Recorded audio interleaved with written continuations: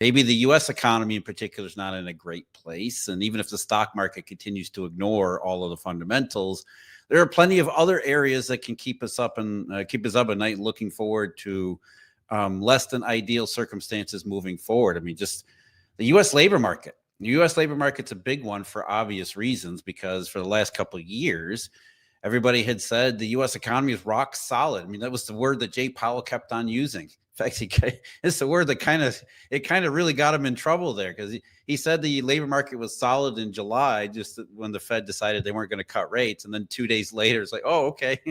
Payroll report for July comes out and the U.S. labor market no longer looks solid. And to his credit, he admitted that the U.S. is no longer solid. But that's just goes to show that some of the fears that were expressed back earlier in the year seem to be coming true. It's just that, in this cycle, even these downswings, they take forever to develop. And I know people have short attention spans to begin with. And we also have this picture in our mind that a downturn is something that happens over the space of a couple months. That was never really the case to begin with, but everything else is really is elongated and stretched out in this cycle anyway. So you put all those things together, it's like, okay, it's almost like we're stuck in mud here. We're going back and revisiting some of the themes that we thought we had put behind us a couple months ago, 6 months ago. Geez, it's been that long. But now it's okay. Now we need to start taking these things seriously. On the other side of things, the idea that tariffs were going to unleash this global inflationary wave, that kind of has settled down. Didn't happen for the same reason that we're talking about the labor market. Businesses just don't have the room and the opportunity to expand and to pass costs along to their customers. So you don't get the tariff inflation, but you do have some tariff effect.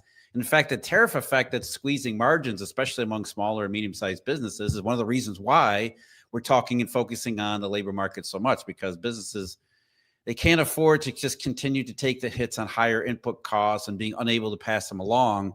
What do you do at that point? You got to stop hiring workers. You got to start cutting costs. And so, like I said, it's almost like we're revisiting. It's like we come full circle and revisiting where we were back then. It's just without the urgency. I think that's one of the key pieces that sort of got misinterpreted.